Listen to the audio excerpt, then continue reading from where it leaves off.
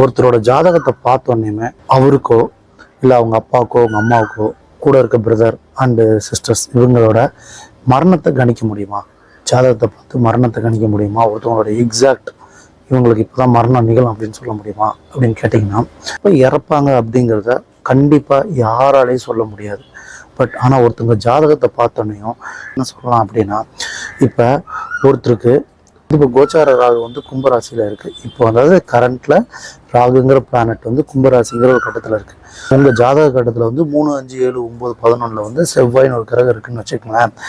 கண்டிப்பாக இந்த லாஸ்ட் ஒரு 1 இயர்லேருந்து இந்த வர நவம்பருக்குள்ளே வந்து பார்த்திங்கன்னா உங்களுக்கு ஏதாவது ஒரு ஆக்சிடென்ட் நடந்திருக்கும். கண்டிப்பாக ஒன்றும் ஆக்சிடென்ட் நடந்திருக்கும். அப்படி இல்லை அப்படின்னா ஏதாவது ரொம்ப நாளாக தீராத ஒரு நோய்க்கு ஒரு ஆப்ரேஷன் பண்ணியிருப்பீங்க. அந்த ஆப்ரேஷன் வந்து இப்போ ஒரு ஆப்ரேஷன் சக்ஸஸாக ஃபெயிலியர் ஆகுங்கிறது வந்து அந்த மூமெண்ட்டில் நடக்கிறத பொறுத்து. ஸோ ஒன்று அந்த ஆப்ரேஷன் சக்ஸஸாக கூட ஆகிருக்கலாம், அப்படி இல்லைனா ஆப்ரேஷன் ஃபெயிலியர் ஆகி இறந்து கூட போயிருக்கலாம். அதே மாதிரி உங்களுக்கு ஆக்சிடென்ட்டும் நான் சொல்கிறேன்.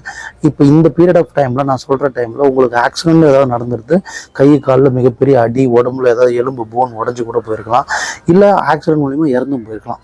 ஸோ பட் ஆனால் ஒன்று ஆக்சிடென்ட் நடந்து உங்களுக்கு உடலில் மிகப்பெரிய பிரச்சனை ஏற்படும். அப்படி இல்லைன்னா உங்களுக்கு தீராத ஒரு நோய் இருந்து அதுக்கு சிகிச்சை எடுத்திருப்பீங்க, ஆப்ரேட் பண்ணி, கண்டிப்பாக ஆப்ரேஷன் நடந்து.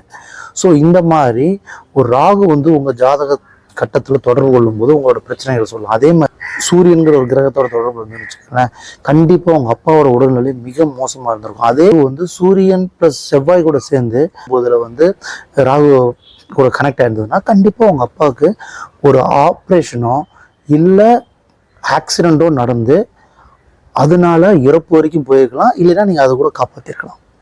ஸோ பட் கண்டிப்பாக நடந்திருக்கும். ஒன்று ஆக்சிடென்ட் நடந்திருக்கும், அப்படி இல்லைனா மிகப்பெரிய ஒரு ஆப்ரேஷன் நடந்திருக்கும், உடலில் மிகப்பெரிய ஒரு சுணக்கம் ஏற்பட்டு இதாக இருக்கும். இதே தான் சந்திரங்கிற ஒரு கிரகம் வந்து ஏற்படும் போது உங்கள் அம்மாவுக்கு இதே பிரச்சனை, சந்திரன் ப்ளஸ் செவ்வாய் தொடர்பட்டு உங்கள் அம்மா கூட கனெக்ட் ஆகிருந்ததுன்னா அந்த ராகு கூட கண்டிப்பாக அந்த பீரியட் ஆஃப் டைமில் உங்கள் அம்மாவுக்கு மிகப்பெரிய ஆப்ரேஷனோ இல்லை ஆக்சிடெண்ட்டோ நடந்திருக்க வாய்ப்பு இருக்குது, இல்லைன்னா உயிர் கூட போயிருக்கலாம்.